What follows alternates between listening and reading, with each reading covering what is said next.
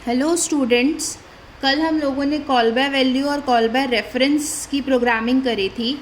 वो भी फंक्शन का पार्ट था। सबसे पहले हमने फंक्शन पढ़ा, फंक्शन की 4 कैटेगरीज पढ़ी, उन 4 कैटेगरीज पे प्रोग्रामिंग करी जो कि बहुत ज़्यादा आती नहीं है। ठीक है, बस वो 4 कैटेगरी समझ में आना चाहिए। अगर वो 4 कैटेगरी ही समझ नहीं आएगा तो कॉल बाय वैल्यू और कॉल बाय रेफरेंस भी समझ नहीं आ सकता।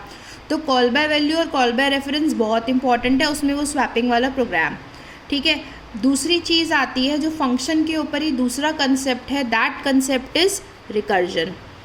रिकर्जन पे भी एक प्रोग्राम पेपर में आना ही आना है, कोई भी एक प्रोग्राम और प्लस इसकी थ्योरी। तो एक प्रोग्राम और इसकी थ्योरी तो बहुत इम्पॉर्टेंट है, एक क्वेश्चन तो रिकर्जन पे आता ही आता है। ठीक है, अब पहले हम पढ़ते हैं कि इस रिकर्जन वर्ड का मतलब क्या होता है। ठीक है, अगर हम देखें कि रिकर्जन वर्ड का मतलब होता है कि जब कोई एक function, when a function call itself again and again, then it is known as recursion. अगर फंक्शन अपने आप को ही बार बार कॉल करता है तो उसे बोलते हैं रिकर्जन, और उस फंक्शन को बोला जाता है रिकर्सिव फंक्शन। तो जब एक फंक्शन अपने आप को बार बार कॉल करता है तो उस कंसेप्ट को बोलते हैं रिकर्जन, और जो फंक्शन अपने आप को बार बार कॉल कर रहा है उस फंक्शन को बोलेंगे रिकर्सिव फंक्शन।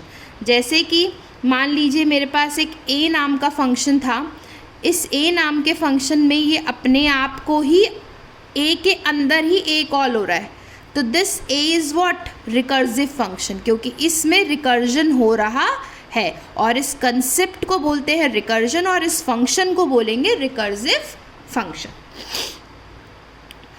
अब दूसरी चीज़ आती है कि there should be some base criteria for which the function does not call itself. भाई अगर बार बार ही फंक्शन अपने आप को कॉल करता रहेगा तो कहीं ना कहीं तो ख़त्म करना है आपने।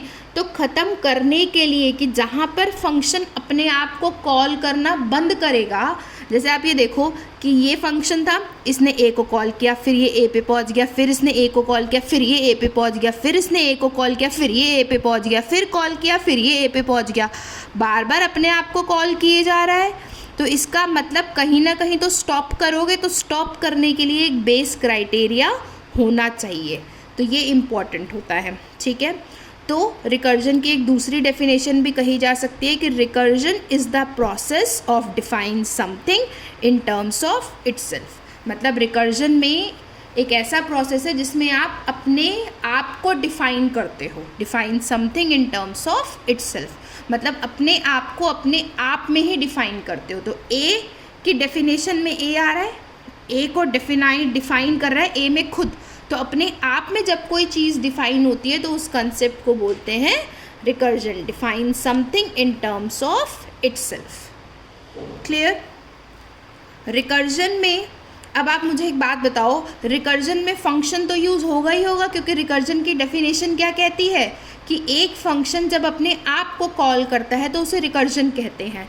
तो इसका मतलब रिकर्जन में फंक्शन तो यूज़ होगा ही होगा। ठीक है, और आपको याद हो कॉल बाय वैल्यू और कॉल बाय रेफरेंस के अंदर विद आर्ग्यूमेंट होना ज़रूरी था, क्योंकि वो आर्ग्यूमेंट पासिंग मेथड्स थे, पर रिटर्न के ऊपर कुछ नहीं था। पर रिकर्जन के अंदर फंक्शन यूज़ होगा और फंक्शन विद रिटर्न और विद आर्ग्यूमेंट बनेगा। इसलिए मैंने आपको अभी स्टार्टिंग में बताया कि फंक्शन की वो 4 कैटेगरी पढ़ना बहुत ज़रूरी है। क्यों? क्योंकि उन फंक्शन की 4 कैटेगरी से ही आप call by value, call by reference का कंसेप्ट पढ़ते हो और रिकर्जन का कंसेप्ट पढ़ते हो। इंपॉर्टेंट वो 4 कैटेगरी नहीं, important call by value, call by reference है और रिकर्जन है। ठीक, तो यहाँ पर रिकर्जन के केस में फंक्शन विद रिटर्न और विद आर्ग्यूमेंट होना चाहिए। अब मुझे एक बात बताओ, कोई मैंने आपको जब वो चौथी कैटेगरी विद रिटर्न और विद आर्ग्यूमेंट की प्रोग्रामिंग कराई थी, तो उन प्रोग्रामिंग में तो नॉर्मल फंक्शन बनाए थे, उसमें अपने आप को कॉल तो नहीं किया था। मतलब नॉर्मल प्रोग्रामिंग भी हो सकती है विद रिटर्न और विद आर्ग्यूमेंट से, और विद रिटर्न और विद आर्ग्यूमेंट से रिकर्जन का कंसेप्ट भी लिया जा सकता है। तो विद रिटर्न और विद आर्ग्यूमेंट से हम फंक्शन के कंसेप्ट को लेते हैं। तो विद रिटर्न और विद आर्ग्यूमेंट में मतलब रिकर्जन यूज़ हो भी सकता है और नहीं भी हो सकता। तो अगर विद रिटर्न और विद आर्ग्यूमेंट में रिकर्जन लग रहा है और विद रिटर्न और विद आर्ग्यूमेंट में रिकर्जन नहीं लग रहा है, तो उन दोनों में डिफरेंस क्या होता है? मतलब अगर कोई आप प्रोग्रामिंग कर रहे हो रिकर्जन के साथ और अगर आप कोई प्रोग्रामिंग कर रहे हो रिकर्जन के बिना, तो दोनों में क्या डिफरेंस होगा, ठीक है। अगर रिकर्जन के साथ करते हैं और रिकर्जन के अगर बिना करते हैं, तो रिकर्जन के बिना वाले को बोलते हैं आइट्रेशन। आपको पता है आइट्रेशन का मतलब लूप्स, आइट्रेशन का मतलब क्या होता है, आइट्रेशन का मतलब होता है लूप्स, ठीक है। तो आइट्रेशन मीन्स लूप्स, और अगर लूप नहीं लग रहे हैं तो वो होता है रिकर्जन। विद रिकर्जन और विदाउट रिकर्जन का मतलब आइट्रेशन। तो रिकर्जन के अंदर हम फंक्शन यूज़ करेंगे, ठीक है। विदाउट रिकर्जन में आप फंक्शन यूज़ करो या ना करो, क्योंकि रिकर्जन में फंक्शन यूज़ करना इम्पॉर्टेंट है, पर विदाउट रिकर्जन में फंक्शन यूज़ नहीं करते, हम लूप्स की हेल्प से काम करते हैं, आइट्रेशन कहते हैं इसे। रिकर्जन में कोड जो होता है वो आपका छोटा होता है, ठीक है, क्योंकि आपको यहाँ लूप नहीं लगाना पड़ता है, इसलिए कोड हमारा छोटा होता है। पर विदाउट रिकर्जन में हमारा कोड बड़ा होता है। रिकर्जन मोर मेमोरी को यूज़ करता है, क्यों? क्योंकि आप इसमें बार बार फंक्शन को कॉल करते हो, तो मेमोरी की रिक्वायरमेंट ज़्यादा होती है, ठीक है। और विदाउट रिकर्जन में मेमोरी कम यूज़ होती है, क्योंकि आप एक ही काम लूप के अंदर कर रहे हो, तो उसमें इतनी मेमोरी की रिक्वायरमेंट नहीं होती। पर जब आप फंक्शन को बार बार कॉल करते हो ना, तो जब भी आप फंक्शन को कॉल करते हो तो नई मेमोरी बनती है। पर लूप में तो बार बार एक ही काम घूमता जा रहा है, तो उसमें नई मेमोरी नहीं बनती। बट जब आप एक ही फंक्शन को बार बार कॉल करे जा रहे हो, जब भी कॉलिंग होती है ना फंक्शन की, whenever कॉल इज़ देयर, जब भी कॉल होती है ना, न्यू मेमोरी फॉर्म्ड। तो इसीलिए जब भी कॉलिंग होती है फंक्शन की तो नई मेमोरी बनती है, तो इसीलिए यहाँ पे मेमोरी की रिक्वायरमेंट ज़्यादा होती है, ठीक है।